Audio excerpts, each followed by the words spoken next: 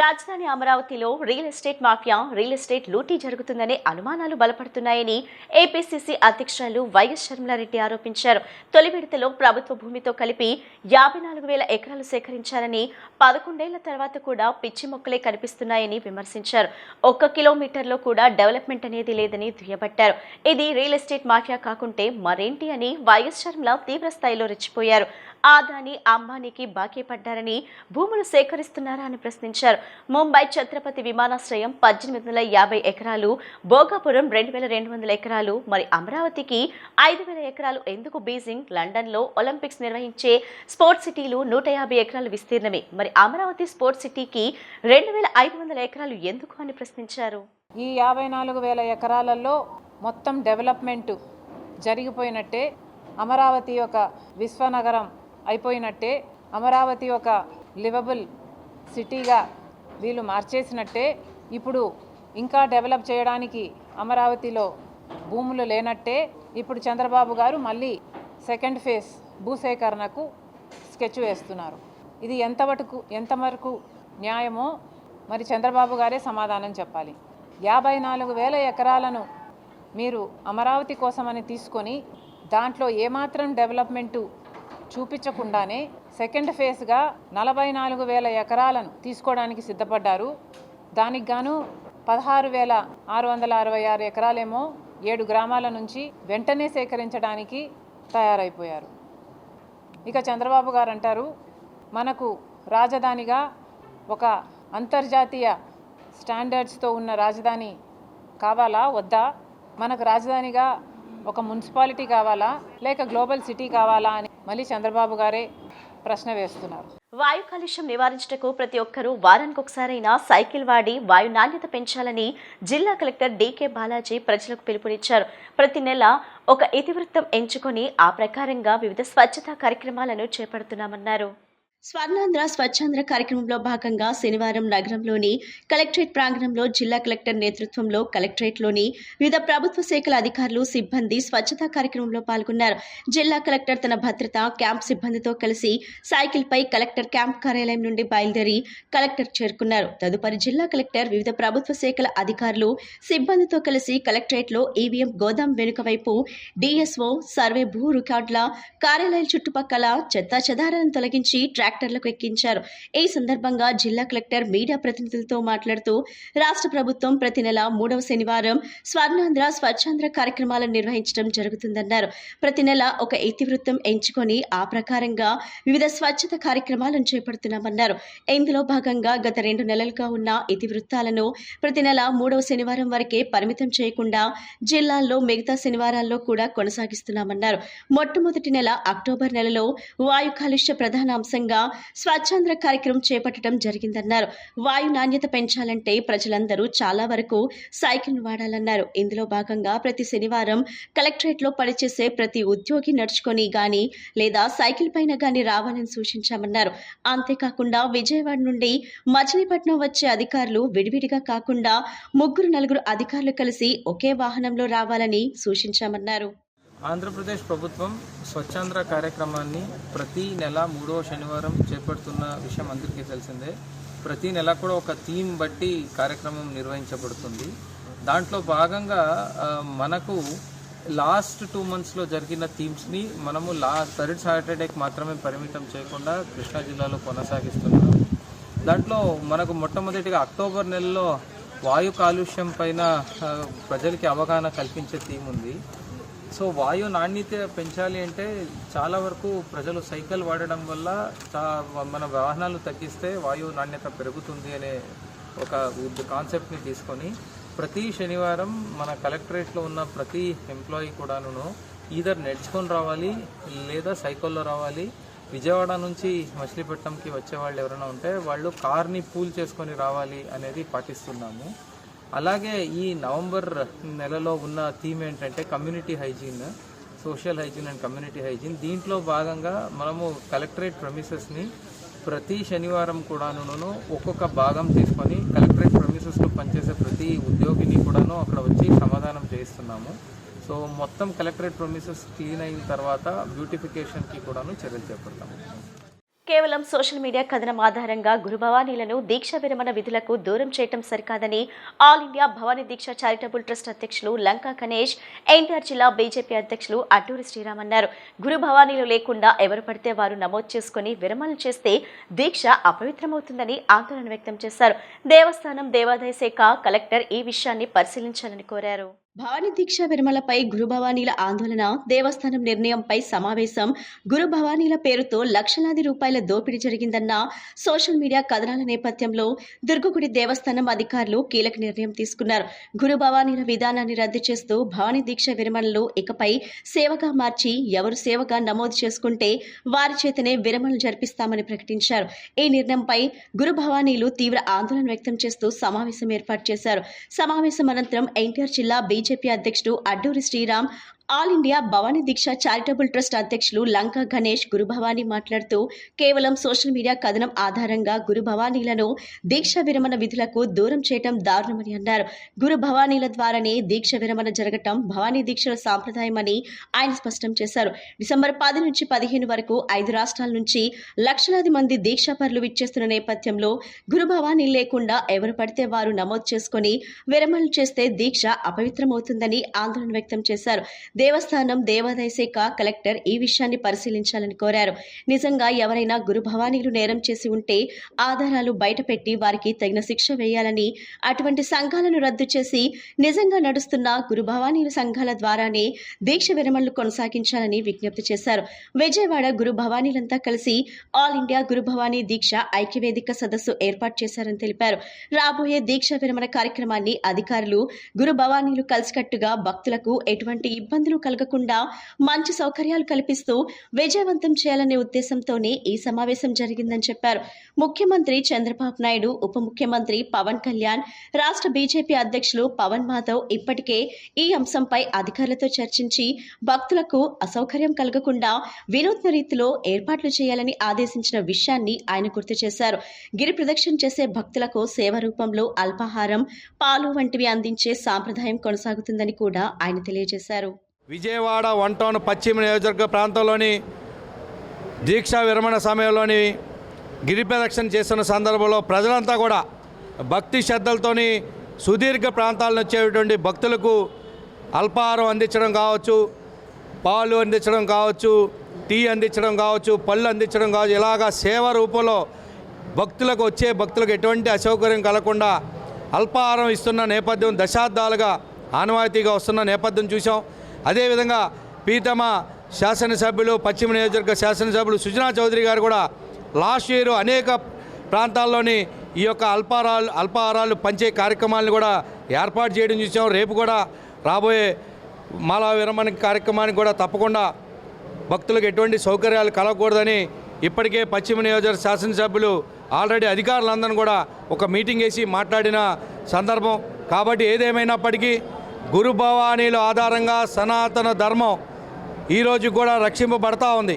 కాబట్టి తప్పకుండా ఈ సనాతన ధర్మం కాపాడంలో మేము సైతమని గురు భవానీలు దీక్ష పూనే నేపథ్యంలో ఇక్కడికి వచ్చే భక్తులకు కూడా అదే గౌరవంతో ముందుకెళ్లాలని చెప్పి ఈ గురు భవానీని యొక్క మీడియా మిత్రుల ద్వారా విజ్ఞప్తి చేసుకుంటా ఉన్నాను. సంవత్సరం ఒక వే2 న్యూస్లో గురు భవానీలు ఏదో దందా చేసుకొని డబ్బులు సంపాదించారు, లక్షల రూపాయలు కొల్లగొట్టారనే ఒక వే2 న్యూస్ ఆధారంగా గురు భవానీలని దీక్ష విరమణ విధులకు దూరంగా ఉంచి మరి సేవగా దాన్ని మార్చి ఎవరు సేవ అనే దానిలో నమోదు చేసుకుంటే వారి ద్వారానే దీక్ష విరమణలో కొనసాగిస్తామని దేవస్థానం వారు నిర్ణయం తీసుకున్నారని మాకు ఆల్రెడీ తెలియజేశారు కూడా. ఇది చాలా దారుణమైన విషయం అండి. గురు భవానీల ద్వారానే భవానీ దీక్ష విరమణ జరగడం అనేది భవానీ దీక్షల సాంప్రదాయం. 5 రాష్ట్రాల నుంచి లక్షలాది మంది దీక్షాపరులు విజయవాడకి విచ్చేస్తున్నారు. రేపు డిసెంబర్ 10వ తారీఖు నుంచి 15వ తారీఖు విరమణలకు గురు భవానీలు లేకుండా ఎవరు పడితే వాళ్ళు నమోదు చేసుకుంటే ఇది దీక్ష అపవిత్రం చేసినటువంటి పరిస్థితి ఏర్పడుతుంది. దీన్ని దేవస్థానం వారు, దేవాదాయ శాఖ వారు, కలెక్టర్ గారు కూడా దీన్ని పరిశీలించవలసిందిగా మేము కోరుతున్నాం. నిజంగా ఎవరైనా నేరం చేసి ఉంటే గురు భవానీలు ఆ ఆధారాలను బయటపెట్టి వాళ్ళకి తగిన శిక్ష వేయవలసిందిగా మేము గురు భవానీల తరపు నుంచి కోరుతున్నాం. అటువంటి సంఘాలు ఏవైనా ఉంటే వాటిని రద్దు చేసి నిజంగా నడుస్తున్నటువంటి గురు భవానీల ఆధ్వర్యంలో ఉన్న సంఘాల ద్వారానే ఈ యొక్క దీక్ష విరమణలో కొనసాగించాలని మేము మరలా కోరుతున్నాం.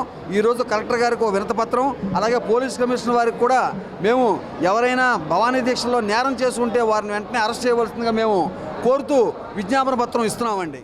ఆంధ్రప్రదేశ్లో కాంగ్రెస్ పార్టీ బలోపేతం లక్ష్యంగా సంస్థాగత మార్పులు చేపడుతున్నట్లు కాంగ్రెస్ ఎంపీ నీరజ్ టాంగి పేర్కొన్నారు. త్వరలోనే రాష్ట్ర కమిటీ, జిల్లా కమిటీలను ఏర్పాటు చేస్తామని వెల్లడించారు. రాహుల్ గాంధీ ప్రధాని అయ్యే వరకు ప్రతి కార్యకర్త కష్టపడి పనిచేయాలని సూచించారు. కాంగ్రెస్ పార్టీ రాష్ట్ర వ్యాప్తంగా చేపట్టిన సంస్థాగత నిర్మాణ కార్యక్రమంలో భాగంగా విజయవాడ పశ్చిమ నియోజకవర్గ కోఆర్డినేటర్ షేక్ బాజీ ఆధ్వర్యంలో పంజా సెంటర్ వద్ద ఉన్న హజియా ఫంక్షన్ హాల్లో కాంగ్రెస్ నాయకులు, కార్యకర్తల సమావేశం జరిగింది. ఈ సమావేశానికి రాజస్థాన్ కాంగ్రెస్ పార్టీ రాజ్యసభ సభ్యులు నీరజ్ టాంగి ముఖ్య అతిథిగా హాజరయ్యారు. డీసీసీ, జిల్లా కాంగ్రెస్ కమిటీ, సిటీ కాంగ్రెస్ కమిటీల ఎన్నికల కోసం ఆయన నాయకులు, కార్యకర్తల నుంచి అభిప్రాయ సేకరణ చేపట్టారు. ఈ సందర్భంగా నీరజ్ టాంగి మాట్లాడుతూ దేశంలో అతిపెద్ద పార్టీ అయిన అఖిల భారతీయ కాంగ్రెస్ కమిటీ సంస్థాగత పటిష్టత, పారదర్శకత లక్ష్యంగా సృజనాత్మకత మార్పులను చేపడుతుందని తెలిపారు. త్వరలోనే రాష్ట్ర కమిటీ, జిల్లా కమిటీలను ఏర్పాటు చేస్తామని, పార్టీ శ్రేణుల్లో ఉత్సాహం నింపేలా చర్యలు తీసుకుంటామని వివరించారు. ఈ సందర్భంగా నరహర్శెట్టి నరసింహారావు మాట్లాడుతూ దేశానికి స్వాతంత్ర్యం తీసుకొచ్చింది కాంగ్రెస్ పార్టీ అని గుర్తు చేశారు. జవహర్లాల్ నెహ్రూ పంచవర్ష ప్రణాళికలు ప్రవేశపెట్టి దేశ భవిష్యత్తుకు మార్గం వేశారని కొనియాడారు. దేశంలో ప్రస్తుతం విభజించు పాలించు అనే నినాదంతో అరాచక పాలన నడుస్తుందని విమర్శించారు. అంబానీ, అదానీలకు దేశాన్ని తాకట్టు పెడుతున్నారని ఆరోపించారు. రాహుల్ గాంధీ ప్రధాని అయ్యే వరకు పార్టీ కార్యకర్తలు నిరంతరం కృషి చేయాలని ఆయన పిలుపునిచ్చారు. అనంతరం షేక్ బాజీ మాట్లాడుతూ కాంగ్రెస్ దేశానికి ఎంతో సేవ చేసిందని, జాతి నిర్మాణంలో కీలక పాత్ర పోషించిందని అన్నారు. అనేక డ్యాంలు, పరిశ్రమలు, ఐఐటి సంస్థలను ఏర్పాటు చేసిందన్నారు. అయితే ప్రధానమంత్రి మోడీ ప్రజలను వంచించి మోసం చేశారని విమర్శించారు. संबंधित जिलों के और संबंधित शहर कांग्रेस कमेटी के जो पदाधिकारी हैं, जो लीडर्स हैं और जो कार्यकर्ता हैं, उनका फीडबैक, उनके सजेशंस और उनके इनपुट्स हम लोग लेंगे और उनके बताए गए सुझावों के आधार पर ये निर्णय लिया जाएगा कि जिला कांग्रेस कमेटी में बदलाव की आवश्यकता है और अगर है तो नया अध्यक्ष कौन होगा, उस अध्यक्ष की नियुक्ति की कार्रवाई के साथ साथ उसे किस प्रकार से मजबूती प्रदान की जाए, कैसे उसे सशक्त बनाया जाए, संगठनात्मक ढांचे का सशक्तिकरण, ये सबसे महत्वपूर्ण उद्देश्य है इस संगठन सृजन कार्यक्रम का। और इसमें जो अमूमन हुआ करता था कि कांग्रेस पार्टी की तरफ से बड़े सीनियर लीडर्स की तरफ से जिलाध्यक्ष और नगर कांग्रेस कमेटी के अध्यक्ष बना दिए जाते थे, उस परिपाटी को राहुल गांधी जी ने बदलने की कवायद शुरू की है संगठन सृजन कार्यक्रम के माध्यम से। ఇవాళ రాష్ట్ర వ్యాప్తంగా కూడా మరి కాంగ్రెస్ శ్రేణులు ఎంతో ఉత్సాహంతో పార్టీ నిర్మాణంలో ఉద్యుక్తులయ్యారు. మా ప్రియతమ నాయకులు రాహుల్ గాంధీ గారు ఒక అద్భుతమైన కార్యక్రమాన్ని మరి ఏర్పాటు చేసి పార్టీని బలోపేతం చేయడం కోసం ఉద్దండులైన మరి మహానాయకుల్ని రాష్ట్రానికి పంపించారు. వాళ్ళందరూ కూడా అన్ని నియోజకవర్గాల్లో తిరిగి పార్టీ శ్రేణుల్ని సమాయత్తపరుస్తూ, గైడ్ చేస్తూ, అట్లాగే కమిటీలు, కొత్త యువ రక్తాన్ని ఎక్కిస్తూ కూడా పార్టీని ముందుకు తీసుకెళ్లే ప్రయత్నం చేస్తున్నారు. దీనికి అంతా కూడా పార్టీ శ్రేణులన్నీ కూడా అంత సంతోషంగా ఉన్నారు. మరి ఇవాళ మరి దేశంలో కానివ్వండి, రాష్ట్రంలో కానివ్వండి పరిపాలన చాలా అధ్వానంగా ఉంది. మరి గబ్బర్ సింగ్ ట్యాక్స్, అట్లాగే మరి కార్పొరేట్ సెక్టార్లకు కొమ్ము కాస్తూ నరేంద్ర మోడీ గారు ఎన్డీఏ ప్రభుత్వాన్ని నడుపుతూ ఉన్నారు. కాంగ్రెస్ ప్రభుత్వం గతంలో ఎన్నో గొప్ప పనులు చేసింది. ఇవాళ వాళ్ళు మాట్లాడతారు 70 ఏళ్ళ నుంచి కాంగ్రెస్ ఏం చేసింది అని అడుగుతాడు ఒక బీజేపీ పెద్ద మనిషి. కాంగ్రెస్ ఏం చేసిందో వాళ్ళకి తెలియాలంటే గూగుల్ సెర్చ్ చేసుకుంటే తెలుస్తుంది. ఈ దేశ చరిత్రే కాంగ్రెస్. ఈ దేశానికి స్వాతంత్రం తెచ్చింది కాంగ్రెస్. పంచవర్ష ప్రణాళికలు తీసుకొచ్చాడు జవహర్లాల్ నెహ్రూ గారు. జై కిసాన్ జై జవాన్ నినాదం తెచ్చాడు లాల్ బహదూర్ శాస్త్రి గారు. 20 పాయింట్స్ ప్రోగ్రాం ద్వారా పేదలకి లక్షలాది ఎకరాలు ఇచ్చింది శ్రీమతి ఇందిరాగాంధీ గారు. తర్వాత అధికారంలోకి వచ్చినటువంటి మన్మోహన్ సింగ్ గారు కానీ, పివి నరసింహరావు గారు ఆర్థిక సంస్కరణ తీసుకొచ్చి ఈ దేశ భవిష్యత్తుని మార్చేశారు. మిశ్రమ ఆర్థిక వ్యవస్థ అలా నెహ్రూ గారు జీవం పోస్తే తిరిగి ఇవాటి వరకు కూడా ఆ పునాదుల మీద భారతదేశం ఉందని కూడా మీ అందరికీ సమయంగా మనం చేస్తూ, కొంతమంది అయితే మాట్లాడుతారు నాలెడ్జీ లేనివాడు. కాంగ్రెస్ పార్టీ లేని దేశాన్ని చూడలేము. వాళ్ళ అరాచకం రాజ్యం వెళ్తున్నది. మతత్వం, కులతత్వం, ప్రాంతీయతత్వం, భాషాతత్వం ఇవాళ దేశాన్ని విభజించి పాలించలేటటువంటి స్థితిలో ఇవాళ నరేంద్ర మోడీ, అమిత్ షా చేస్తా అంటే ఇద్దరు నమ్ముతున్నారు. గుజరాత్ వాళ్ళు ఇద్దరు గుజరాత్ పారిశ్రామికవేత్తలు అదానీ, అంబానీ. ఈ దేశ సంపదను ఎవరిచ్చారని 350 సంస్థలను కేంద్ర ప్రభుత్వం ఆనాడు కాంగ్రెస్ పార్టీ నెహ్రూ గారు మొదలుకొని చివరి మన ప్రధాని వరకు మన్మోహన్ సింగ్ గారి వరకు కూడా వాటిని సంస్థలు తీసుకొస్తే వాళ్ళు అమ్మేస్తున్నారు. కార్పొరేట్ సంస్థలకు అన్నీ అమ్మేస్తున్నారు. బ్యాంకుల్ని, ఎల్ఐసిని, ఇన్సూరెన్స్ కంపెనీలు అమ్మేది, ఓఎన్జీసీని. వీళ్ళు అమ్మంది ఏముంది? ఇవాళ దేశాన్ని రక్షించాలన్నా ఇవాళ ఓట్ చోరీ జరుగుతున్నది. ఇవాళ మాట్లాడే మగాడు, ఏకైక మగాడు ఎవరు ఈ దేశంలో? రాహుల్ గాంధీ గారు. ఆయన 2029లో ప్రధానమంత్రి అయ్యే వరకు కూడా మనం నిద్రపోకూడదు. నరేంద్ర మోడీ గుండెల్లో నిద్రపోవాలి. ఏడ్పుగల్లు గ్రామంలోని జెడ్పీహెచ్ హై స్కూల్ నందు ఫుడ్ ఫెస్టివల్ కార్యక్రమాన్ని నిర్వహించారు. ఈ కార్యక్రమానికి ముఖ్య అతిథిగా ఏడ్పుగల్లు మాజీ ఎంపీపీ దేవినేని రాజా పాల్గొని విద్యార్థులు ఏర్పాటు చేసిన స్టాల్స్ ప్రారంభించారు. విద్యార్థులు తయారు చేసిన ఆహార పదార్థాలను రుచి చూసి విద్యార్థులను మెచ్చుకోవడం జరిగింది. ఈ కార్యక్రమం స్కూల్ ఉపాధ్యాయులు, విద్యార్థుల తల్లిదండ్రులు తదితరులు పాల్గొన్నారు. ఏడ్పుగల్లు గ్రామంలోని జెడ్పీహెచ్ హై స్కూల్ నందు ఫుడ్ ఫెస్టివల్ కార్యక్రమాన్ని నిర్వహించారు. ఈ కార్యక్రమానికి ముఖ్య అతిథిగా ఏడ్పుగల్లు మాజీ ఎంపీపీ దేవినేని రాజా పాల్గొని విద్యార్థులు ఏర్పాటు చేసిన స్టాల్స్ ప్రారంభించారు.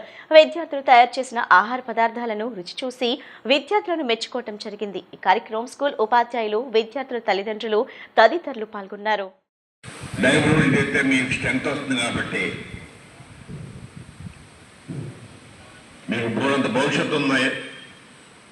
మీరు చిన్నప్పటి నుంచి మంచి ఆహారం తీసుకుంటే, మా పెద్దాళ్ళు పొద్దున్న లేచిన కాడి నుంచి చాలా మంది తిరిగి వ్యవసాయం చేసి, ఎండలో పనులు చేసి, ఏ రకమైన అనారోగ్యం లేకుండా 90 ఏళ్ళు బతికారు. న్యూస్వీడ్ ఎన్టీఆర్ జిల్లాలో కలపాలని డిమాండ్ చేస్తూ న్యాయవాదులు, ప్రజా సంఘాలు జేఏసీ ఆధ్వర్యంలో న్యూస్వీడ్ పట్టణం చిన్న గాంధీ బొమ్మ సెంటర్లో మానవహారం నిర్వహించి నిరసన తెలియజేశారు. ఈ సందర్భంగా న్యాయవాదులు, ప్రజా సంఘాల నాయకులు మాట్లాడుతూ రాష్ట్ర ముఖ్యమంత్రి నారా చంద్రబాబు నాయుడు, మంత్రి కొలుసు పార్థసారథి ఎన్నికల సమయంలో న్యూస్వీడ్ ఎన్టీఆర్ జిల్లాలో కలుపుతామని హామీ ఇచ్చారని, కానీ పరిణామాలు చూస్తుంటే న్యూస్వీడ్ను ఏలూరు జిల్లాలోనే ప్రభుత్వం నిర్ణయం తీసుకున్నట్లు తెలిసిందని తెలిపారు. న్యూస్వీడు ఎన్టీఆర్ జిల్లాలను కలిపే వరకు తమ పోరాటం సాగుతూనే ఉంటుందని ప్రజా సంఘాలు ప్రభుత్వానికి అల్టిమేట్ జారీ చేశారు. న్యూస్వీడ్ ఎన్టీఆర్ జిల్లాలో కలపాలని డిమాండ్ చేస్తూ న్యాయవాదులు, ప్రజా సంఘాలు జేఏసీ ఆధ్వర్యంలో న్యూస్వీడ్ పట్టణం చిన్న గాంధీ బొమ్మ సెంటర్లో మానవహారం నిర్వహించి నిరసన తెలియజేశారు. ఈ సందర్భంగా న్యాయవాదులు, ప్రజా సంఘాల నాయకులు మాట్లాడుతూ రాష్ట్ర ముఖ్యమంత్రి నారా చంద్రబాబు నాయుడు, మంత్రి కొలుసు పార్థసారథి ఎన్నికల సమయంలో న్యూస్వీడ్ ఎన్టీఆర్ జిల్లాలో కలుపుతామని హామీ ఇచ్చారని, కానీ పరిణామాలు చూస్తుంటే న్యూస్వీడ్ను ఏలూరు జిల్లాలోనే ప్రభుత్వం నిర్ణయం తీసుకున్నట్లు తెలిసిందని తెలిపారు.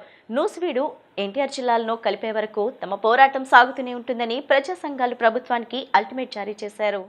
ఎన్నికల సందర్భంగా ఆనాటి ప్రతిపక్ష నేతగా ఉన్నటువంటి నేడు ముఖ్యమంత్రి చంద్రబాబు నాయుడు గారు నూజివీడు వచ్చిన సందర్భంలో నూజివీడు ప్రజల ఆకాంక్షకి అనుగుణంగా నూజివీడు నియోజకవర్గాన్ని ఎన్టీఆర్ జిల్లాలో కలుపుతానని ఎన్నికల హామీ ఇవ్వడం జరిగింది. ఆ మేర ఉపసంఘం కూడా మంత్రివర్గంతో ఏర్పాటు చేశారు. దాని మీద ఆ ఉపసంఘాన్ని నూజివీడు సాధన సమితి జేఏసీగా, అలాగే ఇక్కడ ప్రజా సంఘాలు, బార్ అసోసియేషన్లు అన్ని కూడా కలవటం జరిగింది. కలిసిన సందర్భాల్లో అనేక మంది మంత్రులతో మాట్లాడినప్పుడు మీ నియోజకవర్గాన్ని ఎన్టీఆర్ జిల్లాలో కలుపుతున్నామని చెప్పడం జరిగింది వాళ్ళందరూ కూడా. కానీ 2 రోజుల క్రితం జరిగినటువంటి మంత్రివర్గ ఉపసంఘం మీటింగ్ లో యథాతథంగా 9 జిల్లాలు ఉంటాయని చెప్పి ప్రకటన రావటం నూజివీడు ప్రజల ఆకాంక్షని ఈ రోజు బోతులో తీసి పాతిపెట్టిన విధంగా ఈ రోజు రాష్ట్ర ప్రభుత్వం వ్యవహరించింది. ఇప్పటికీ 2 ప్రభుత్వాలు కూడా నూజివీడు ప్రజల్ని మోసం చేశాయి.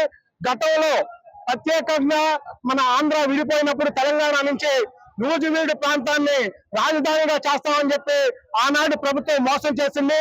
అలాగే ఆ తర్వాత నూజివీడు ప్రజల్ని కృష్ణా జిల్లాలో దాదాపుగా పుట్టినప్పటి నుంచి ఉన్నటువంటి నూజివీడు నియోజకవర్గాన్ని ఏలూరు జిల్లాలో కలిపి తర్వాత వైసీపీ ప్రభుత్వం మోసం చేసింది.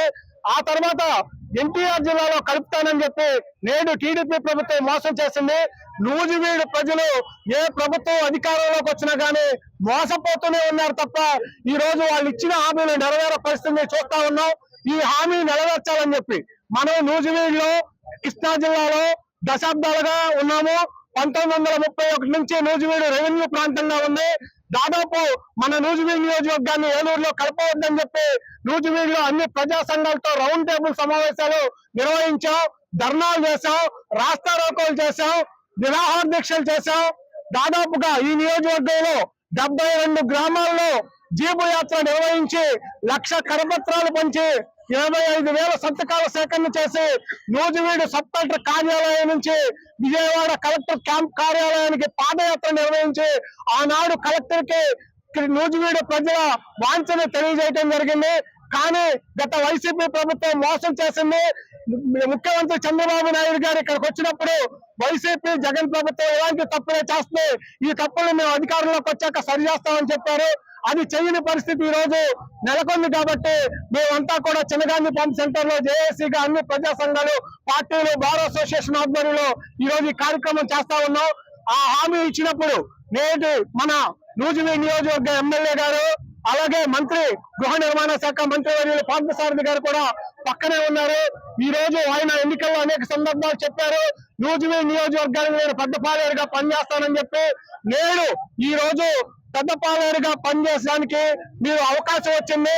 మీరు రాష్ట్ర ప్రభుత్వం మీద, ముఖ్యమంత్రి చంద్రబాబు నాయుడు గారి మీద ఒత్తిడి చేసి నూజివీడుకి పెద్దపాలేరుగా వ్యవహరించి ఈ రోజు నూజివీడు ఎన్టీఆర్ జిల్లాలో కలిపేదానికి గత 2 సంవత్సరాలుగా రైతులను తీవ్రంగా ఇబ్బంది పెడుతున్న సబ్సిడబుల్ మోటార్ కేబుల్ వైర్లు దొంగతనం చేస్తున్న దొంగలను ముస్నూరు పోలీసులు అదుపులోకి తీసుకోవడం జరిగిందని నూజివీడు డీఎస్పీ ప్రసాదరావు చెప్పారు. రైతు కుటుంబం నేపథ్యంలో గల ఎస్పీ ప్రతాప్ శివకిషోర్ రైతుల కష్టాలను గుర్తించి ప్రత్యేకంగా సిబ్బందిని ఈ కేబుల్ వైర్లు దొంగతనాలపై నిఘా ఉంచడంతో వీరి ఆట కట్టించగలిగామని నూజివీడు డీఎస్పీ ప్రసాద్ మరియు rural CA Ramakrishna, SI Chiranjeevi తెలిపారు. ఇక ముందు కూడా ఇటువంటి కేబుల్ దొంగతనాలు జరగకుండా గస్తీని ఇలాగే కొనసాగించాలని రైతులు పోలీసు వారిని వేడుకుంటున్నారు.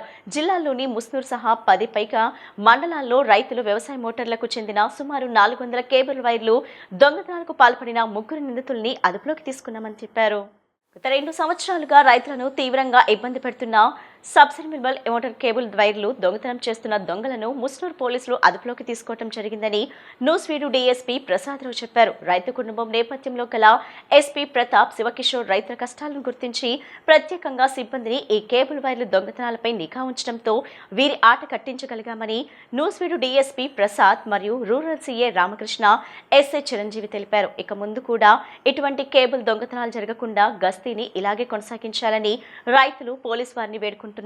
జిల్లాలోని ముస్నూరు సహా 10 పైగా మండలాల్లో రైతులు వ్యవసాయ మోటార్లకు చెందిన సుమారు 400 కేబుల్ వైర్లు దొంగతనాలకు పాల్పడిన 3 నిందితుల్ని అదుపులోకి తీసుకున్నామని చెప్పారు. కేబుల్ వైరు అంటే మామూలుగా రైతులకి సంబంధించిన మోటారు సంబంధించిన కేబుల్ వైర్స్ని కట్ చేసి వాటిని అమ్ముకొని వ్యవసాయానికి తీవ్రమైన నష్టం కలిగిస్తున్న 3 దొంగలని ముస్నూరు పోలీసు వారు ఈరోజు అరెస్ట్ చేయడం జరిగింది. వ్యవసాయానికి సంబంధించి రైతులకు ఇబ్బందులు కలిగేటట్టుగా కొన్ని ట్రాన్స్ఫార్మర్ థెఫ్ట్స్, అలాగేనేమో ఈ సబ్మర్సిబుల్ పంప్స్ నుంచి వస్తున్న వైర్ని కట్ చేయడం వల్ల వ్యవసాయంలో చాలా అంతరాయం జరుగుతుంది. దానికి ఒక ఇన్ఫర్మేషన్ పెట్టి జాగ్రత్తగా మీరు వర్కౌట్ చేయండి అని చెప్పి మా ఎస్పీ గారైన శ్రీ ప్రతాప్ శివకిషోర్ ఐపీఎస్ గారు యొక్క ఉత్తర్వుల మేరకు మన రామకృష్ణ గారు, రూరల్ సిఐ గారు, అలాగే ఎస్ఐ ముస్నూరు చిరంజీవి గారు, వారి సిబ్బంది దీని మీద నిఘా పెట్టడం వల్ల పూజారి ప్రభుకుమార్ 19 సంవత్సరాల ఇతనికి, వైఎస్ఆర్ కాలనీ ఏలూరు ఇతను, తర్వాత కర్రి వెంకట జస్వంత్ 19 సంవత్సరాల ఇతను, వైఎస్ఆర్ కాలనీ ఏలూరు, అలాగే ఒక చట్టంతో ఘర్షణ పడిన ఒక వ్యక్తి జోనైల్ అతని పేరు మనం ఇప్పుడు దీంట్లో చెప్పకూడదు కాబట్టి నేను చెప్పట్లేదు. ఈ 3 అరెస్ట్ చేయడం జరిగింది. ఈ 3 ఈ ప్రాపర్టీస్ని ఏం చేస్తున్నారంటే కాల్ చేసేసి దీంట్లో A4 అయిన అబ్బు శ్రీనివాసరావు అని 52 సంవత్సరాలు మదీనా కాంప్లెక్స్ వారికి అమ్ముతున్నారు. అమ్ముతుంటే అతనేమో దీన్ని రిసీవ్ చేసుకొని అతను వేరేగా దీన్ని అమ్మడం జరుగుతుంది. కాబట్టి అతను కూడా దీంట్లో ముద్దాయిగా చూపించడం జరిగింది. రిసీవర్ కూడా. మచిలీపట్నం జిల్లా ప్రజా పరిషత్ చైర్పర్సన్ ఉప్పాల హారిక అధ్యక్షతన జరిగిన జెడ్పీ సర్వసభ్య సమావేశంలో ఆమె సీఈఓ కన్నమ్మ నాయుడు తీరుపై ఆమె అసంతృప్తి వ్యక్తం చేశారు. జెడ్పీ నిధులతో 424 పనులకు ప్రొసీడింగ్స్ ఇచ్చి పనులను మధ్యలోనే ఆపివేయడంపై ఆగ్రహం వ్యక్తం చేశారు. ఆరోపణలకు సమాధానమిచ్చే ప్రయత్నంలో పోడియం ముందుకు జెడ్పీ సభ్యులు తీసుకొచ్చారు. సీఈఓ తీరుపై వారు కలెక్టర్కు ఫిర్యాదులు చేశారు. ఏకపక్ష నిర్ణయాలు తీసుకుంటున్న సీఈఓపై చర్యలు తీసుకోవాలని డిమాండ్ చేశారు. జెడ్పీలో పాలకవర్గంగా ఉన్న వైసీపీ నేతలు ప్రభుత్వం మారినప్పటి నుండి ఏదో ఒక అంశంపై వివాదాలు చేస్తున్నారనే వాదన వినిపిస్తుంది. మచిలీపట్నం జిల్లా ప్రజా పరిషత్ చైర్పర్సన్ ఉప్పాల హారిక అధ్యక్షతన జరిగిన జెడ్పీ సర్వసభ్య సమావేశంలో ఆమె సీఈఓ కన్నమ్మ నాయుడు తీరుపై ఆమె అసంతృప్తి వ్యక్తం చేశారు. జెడ్పీ నిధులతో 424 పనులకు ప్రొసీడింగ్స్ ఇచ్చి పనులను మధ్యలోనే ఆపివేయడంపై ఆగ్రహం వ్యక్తం చేశారు. ఆరోపణలకు సమాధానమిచ్చే ప్రయత్నంలో పోడియం ముందుకు జెడ్పీ సభ్యులు తీసుకొచ్చారు. సీఈఓ తీరుపై వారు కలెక్టర్కు ఫిర్యాదులు చేశారు. ఏకపక్ష నిర్ణయాలు తీసుకుంటున్న సీఈఓపై చర్యలు తీసుకోవాలని డిమాండ్ చేశారు. జెడ్పీలో పాలకవర్గంగా ఉన్న వైసీపీ నేతలు ప్రభుత్వం మారినప్పటి నుండి ఏదో ఒక అంశంపై వివాదాలు చేస్తున్నారనే వాదన వినిపిస్తుంది. మేమందరం కూడా ఈ వర్క్ ఇస్తున్నాము ప్రజలకి అని చెప్పి జెడ్పీటీసీలు అందరూ తీర్మానం చేశారు. ఆ తీర్మానాన్ని తొంగలో తొక్కే అధికారం ఎవరికీ లేదు. ఇది ఒక స్థానిక సంస్థ, ఇది ఒక లోకల్ బాడీ. అంటే మొత్తం ప్రజలు మమ్మల్ని ఎన్నుకున్నారు. సీఈఓ గారు మమ్మల్ని ఎన్నుకోలేదు. సీఈఓ గారికి ఏం అథారిటీ లేదు. వర్కుల విషయంలో మాది అథారిటీ, మేము వర్క్స్ ఇచ్చాము. అలాంటప్పుడు నిధులు తక్కువగా ఉన్నప్పుడు ఆ రోజు ప్రొసీడింగ్స్ ఇవ్వకూడదు సీఈఓ గారు. మరి ప్రొసీడింగ్స్ ఇచ్చేసి వర్క్స్ గ్రౌండ్ అయిపోయినట్టుని గ్రౌండ్ అవ్వలేదని చెప్పి తప్పులు తడకలతో పెట్టి అదేమంటే నేను 424 వర్కుల్ని చెక్ చేసి సంతకం చేయను కదా అని అడుగుతున్నారు. అది ఎంతవరకు సమంజసం? మీరు ఒక సీఈఓగా ఒక జిల్లా మొత్తానికి ఎస్వైల్ కృష్ణా జిల్లాని మొత్తానికి సీఈఓగా ఉండి కేవలం 425 వర్కులు గ్రౌండ్ అయినాయా లేదా అనేది కరెక్ట్ రిపోర్ట్ తెప్పించుకోకుండా సంతకం చేసేసి గుడ్డిగా ఎలా ఇస్తారు? గుడ్డిగా ఇంజనీరింగ్ డిపార్ట్మెంట్ వాళ్ళు ఎలా ఇస్తారు? గుడ్డిగా మళ్ళీ సీఈఓ గారు ఎలా ఇస్తారు? ఇదంతా కూడా చాలా తప్పు. అయితే ఈ తప్పుని సమర్థించడం కూడా చాలా తప్పు. ఇక్కడ ఉన్నటువంటి కలెక్టర్ గారు కూడా ఇది సమర్థించడం నాకు చాలా బాధాకరమైన విషయం. మా పాలకవర్గంలో ప్రతి ఒక్కరు కూడా పొద్దున్న నుంచి కూడా ధర్నా చేసినా కూడా ఎలాంటి రెస్పాన్సిబిలిటీ లేకుండా ఇలా ఉండటం కూడా మాకు చాలా అవమానంగా చాలా బాధగా ఉంది. వార్తలు ముగించే ముందు ముఖ్యాంశాలు మరోసారి.